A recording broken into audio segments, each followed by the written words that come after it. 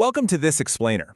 Have you ever just wished you could lock a bunch of veteran CEOs in a room and get the absolute, unvarnished truth about scaling a business? No fluff, no textbook theories, just raw, unfiltered reality? Well, today, that is exactly what we're doing. We are unpacking a totally battle-tested list, the 10 Commandments for Business Growth and Leadership Effectiveness. Now, to really grasp the weight of these commandments, we've got to look at where they came from.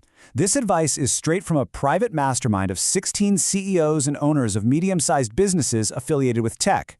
And we aren't talking about small mom-and-pop shops here. These are companies scaling up to a staggering $200 million in revenue. Hitting that level of scale requires some serious operational discipline. And get this brain trust didn't just meet up for coffee once or twice.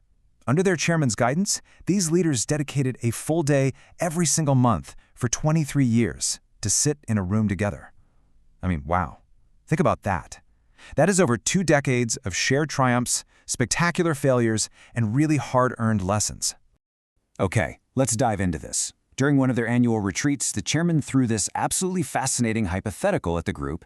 If a younger business owner asked you for your advice regarding what they should keep in mind as they built their business, what lessons have you learned that you would impart to them? That one single prompt basically lit a match. It sparked a rich 2-hour debate, and out of it emerged the 10 most critical things you have to remember. So, to make this incredibly actionable for us, we've organized these 10 commandments into a simple 3-pillar framework. First, the hard business facts. Second, the people equation. And finally, the leader's mindset. Starting right off with Pillar 1, the hard business facts. This covers the foundational stuff, numbers, goals, and partnerships. All right, their first commandment is completely non-negotiable. Always watch your numbers. And by that, they specifically mean your cash and your margins. You know the old saying, right? Revenue is vanity, margin is sanity, and cash is king. And actually, this couples perfectly with their 5th commandment. Have clear goals, because watching the numbers tells you exactly where you are today, but having crystal clear goals dictates where those numbers actually need to go. Then we hit commandment number 7, and honestly, it is a super blunt warning from these $200 million execs. Avoid partnerships if you can. Seriously, just think about that. These are seasoned leaders who have seen literally every business structure imaginable, and their main piece of advice is just to steer clear. The inherent complexities almost always outweigh the benefits. But, they acknowledge reality. Sometimes a partnership is completely unavoidable. And this brilliantly illustrates what happens if you must enter one. You are eventually going to face the ultimate dilemma: differing objectives. Over time, what one partner wants is inevitably going to drift away from the other. It's just human nature. So your only backup plan? You absolutely need an ironclad shareholders agreement in place from day one to handle those diverging paths before they completely destroy the company. Let's move on and see how this builds into Pillar 2, the people equation. We're shifting from hard numbers to the human element: hiring, communication, and culture. Commandment number 2 presents this really stark dichotomy when it comes to managing your roster. First, hire slowly. Really take the time to find the absolute perfect fit. But on the flip side, fire quickly. Come on, we all know that one person we kept around way too long just out of politeness, right? When you realize someone isn't working out, dragging your feet doesn't do anyone any favors. Don't rush to hire out of desperation, but definitely don't wait to fire out of discomfort. Which leads perfectly into commandment number 3. Don't put off difficult conversations. Whether it's a struggling employee, a really frustrated client, or just a bad vendor, delaying tough talks is basically toxic. Every single day you wait to address an issue, the workplace environment becomes just a little more poisoned. You've got to tackle it head on. Now, what's really interesting about this next one is commandment number 4. It directly challenges the typical founder's ego. The rule is, empower people and build the business so you become redundant. Your ultimate goal isn't to be the indispensable superhero who makes every single decision. Your goal is to design systems so flawless that the business thrives whether you're actually in the building or not.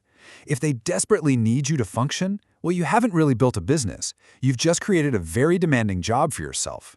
Commandment number 6 tackles the flow of information. Over-communicate. Never, ever leave people in the dark. In the absence of clear communication from leadership, your team is inevitably going to fill that void with rumors and just assume the worst. Tell them where the company is going, how it's doing, and what their specific role is, constantly. So the crucial point for commandment number 8 is all about culture. Pay attention to it. Step 1 is clearly defining your mission and values. And then, step 2 is watching your organizational culture emerge as a direct result. Remember, culture is never random.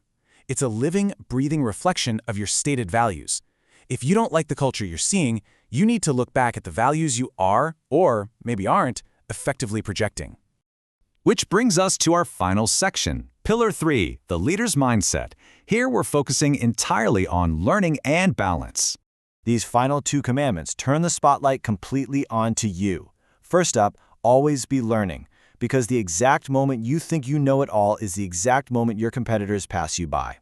And lastly, have fun and strive to maintain balance in your life.